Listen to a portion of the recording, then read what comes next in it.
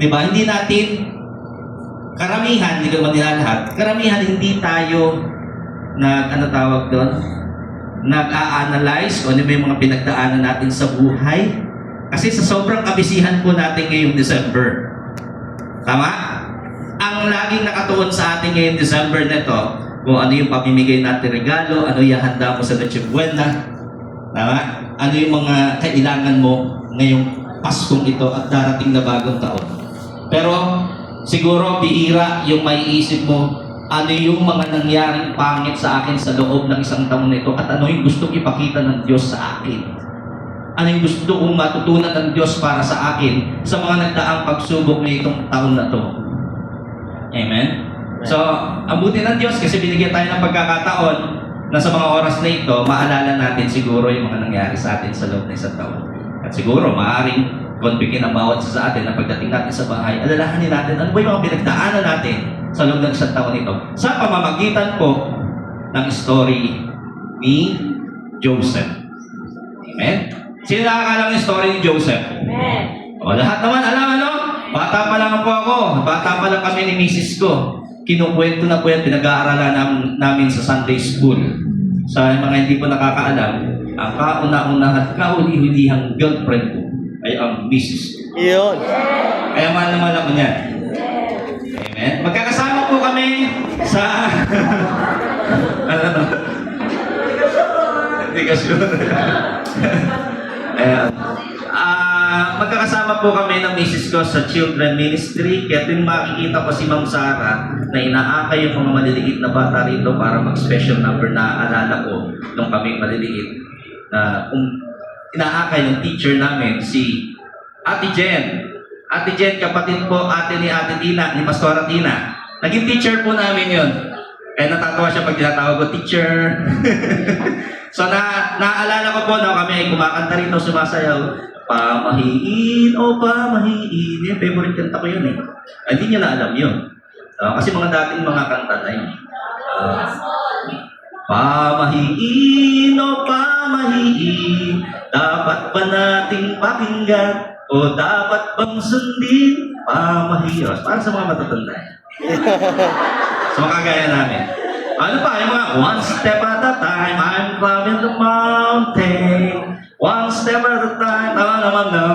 Yeah. O bakit ko na ikukwento yun? Kasi naaalala ko yung story ni Joseph. Na lagi yun ay kinukwento ng mga teacher. Ano ba ang story ni Joseph? Ito, mabilis na summary lang po kasi napakahaba po nito. Ang story po ni Joseph ay 13th chapter. No? Ito po yung nagsimula sa Genesis, chapter 37 hanggang 50. Hindi ko na po babasahin pa. Sa-summarize ko na lang po. Si Joseph, sino ba siya? Siya ay isa sa mga anak ni Jacob. Tama? Ang anak po ni Jacob na ito ay nagsimula po ang kanyang storya nung siya po ay siya po ay favorite na anak po ni Jacob. Tama? Binigyan po siya ng isang magara at makulay na damit, na robe. At ito ay kinainggitan po ng kanyang mga kapatid. Dahil bakit? Sinabi niya, ang mga kapatid ko, ang tatay ko ay luluhod sa akin. Tama? Nangarap siya, yung pangarap niya. Tama? Pero ano nangyari? Dahil sa inggit ng kanyang mga kapatid, ibinenta siya, tinapon siya sa balon at ibinenta siya sa mga nangangalakal papuntang Ehipto. Tama? Ibinenta po siya. At sinabi sa kanyang tatay, siya po ay napatay. Kinain yata ng animals, ng langgam. Ayan na sabi, mabangis na hayop. At nung siya po ay nasa ibinenta na sa Egypt, kay Potiphar, siya po ay binili ni Potiphar sa kanyang tahanan para siya yung maging parang katulong, ganyan, tagapamahala. So, dahil napagkatiwalaan siya, naging maayos naman yung kanyang pakitulong kay Potiphar, pero na-inlove sa kanya yung kanyang asawa. Maganda yung asawa niya. Nagustuhan si Joseph. Bakit? Si Joseph siguro matipuno.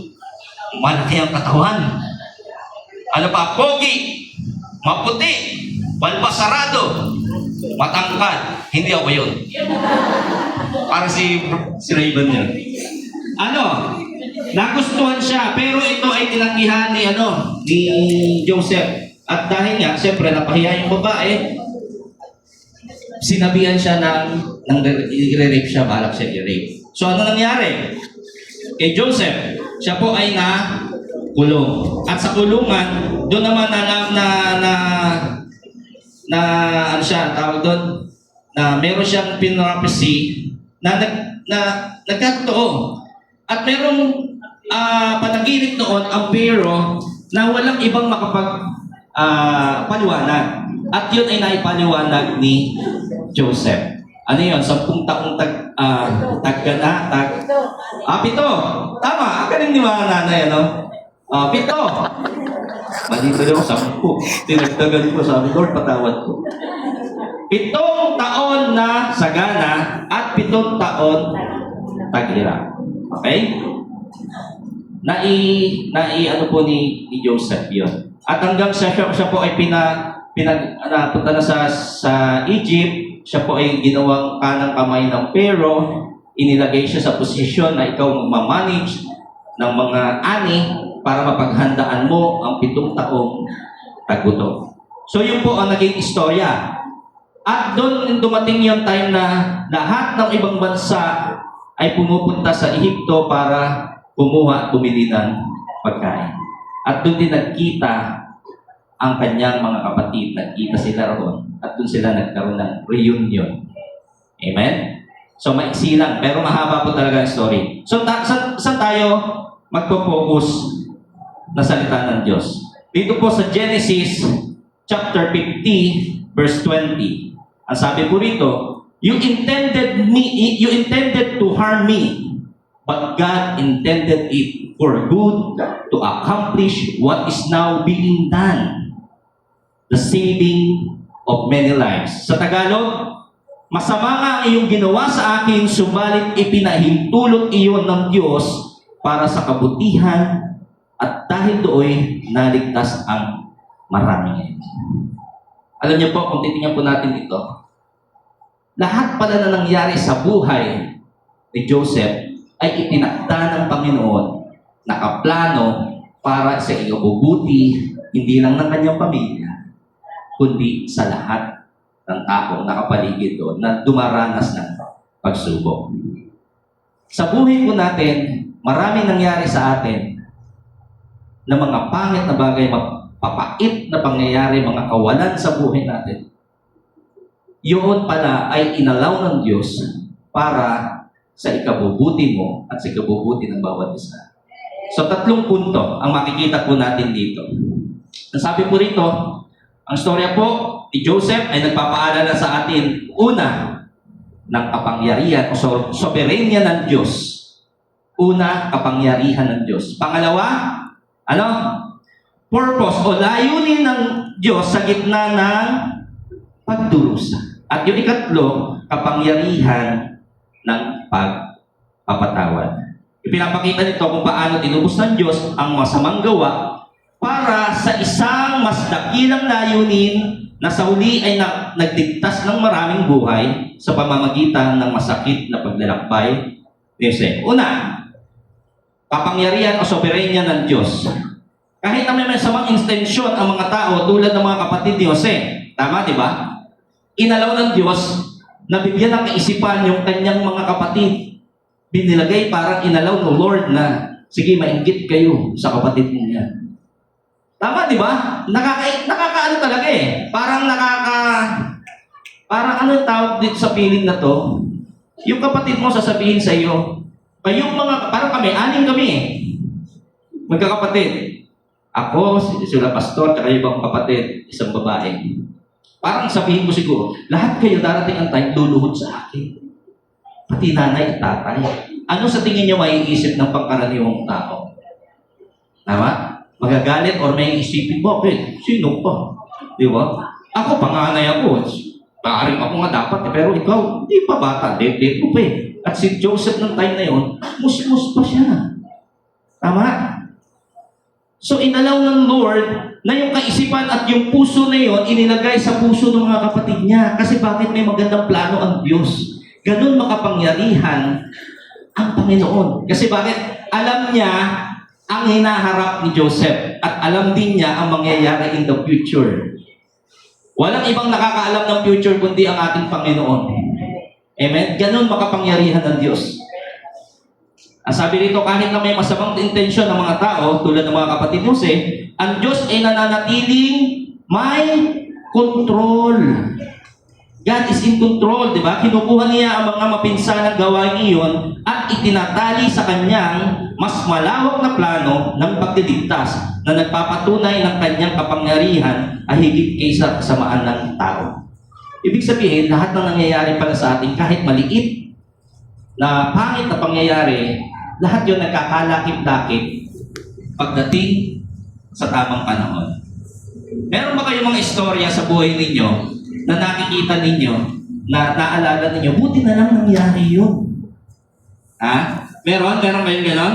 Kami mga driver, sino mga driver, taas ang kamay? Pag na-traffic kayo, di ba?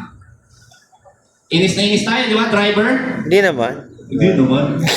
Pero nakakainis. Lalo na pag ikaw may hinahabol ka. Lalo na pag ikaw ay masama ng tiyan mo. Di ba? Tapos madadaan ka sa traffic. Ano na iniisip mo? Madali. Diba? Pinapawisan ka ng malamig, oh. Pag ako, minsan nangyari sa akin yun, eh. At traffic. Ang dala ko X100, ginawa kong sports car yung X100, eh. Oo, ang bilis ko, eh. Tay-tay na ako, eh. Pero ang buti na doon kasi iningatan ako. Minsan lang nangyari yun. Oh, imagine niyo kayo. For sure, gagawin niyo magmabilis, di ba? Alam niyo sa mga driver, minsan na-traffic ako, inis na inis ako. Bakit? Kasi ang traffic nagmamadali ako. Pero nung after ng traffic na yun, may nakita ko na disgrasya. Alam mo, naisip ko, buti na lang na traffic ako. Ang buti mo, Lord. Kasi kung hindi, maaaring isa ako doon sa nadamay, doon sa aksidente na yun. God is in control. Hawak niya lahat ng pangyayari. Hawak niya lahat ng tao. Hawak niya lahat ng bagay. Amen. So, paano man nangyayari sa buhay natin, dapat iniisip natin, alam mo, Lord, alam mo ito. Kumbaga, ipinagkakatiwala natin sa Panginoon. Yes. Kagaya po ni Joseph, never siyang nagreklamo sa Panginoon. Amen. Diba? Nakita niyo ba sa istorya niya, nung siya ay hinulog sa balon at binenta, nagreklamo ba siya? Lord, akala ko ba luluhod sila, bakit nandito ako sa balon? Diba? Akala ko ba magiging, ako parang titingalain nila ako, bakit ako ngayon na nasa ilalim?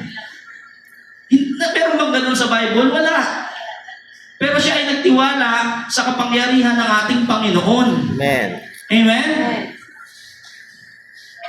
Si Jose ay may malaking pagtitiwala sa Diyos na sa kabila ng kanyang hindi magagandang pangyayari sa buhay, hindi siya nag-resist sa plano ng Panginoon.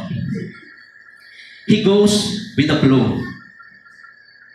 Hindi tulad po ng isang istorya po sa Bible na makikita po natin. Ito parang karugtong-tong, na-realize ko lang kanina, parang karugtong-tong ng message sa aking asawa nung nakaraan. No? Yung healing of the heart. Tama? Pero may istorya siya doon na binanggit niya si Jonah. Tama, di ba? Nag-compare ko lang kanina, sabi ko, nga, no?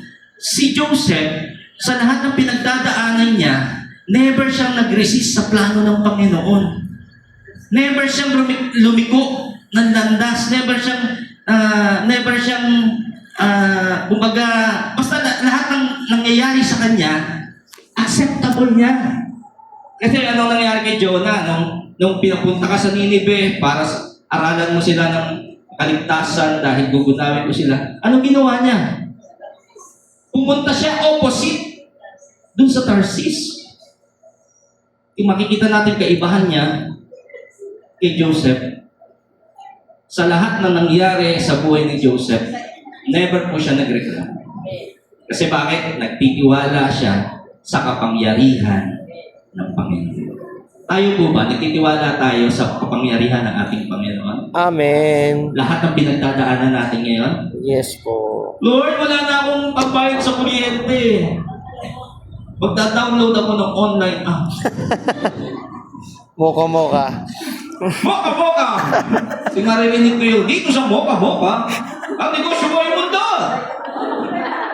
Parang, pwede lang tanggalin yun eh. Hindi, kasi nandun eh. Ganun ba tayo? Nawawala yung pagtitiwala natin sa Panginoon? nakakalimutan natin na ang Panginoon ay makapangyarihan. Nurse po. Ang Diyos ay makapangyarihan. Amen. Makapangyarihan. Kontrolado niya po ang pangyayari sa lahat ng buhay natin. Amen? Yeah. Pangalawa, layunin o purpose sa gitna ng pagdurusa. Mahaba po ang pagdurusa pinagdaanan po ni Joseph. Pero dahil siya ay nakatingin sa pangyarihan ng Panginoon at alam niya na ang nangyayari sa kanya ay may layunin ang Panginoon. May purpose. Bakit?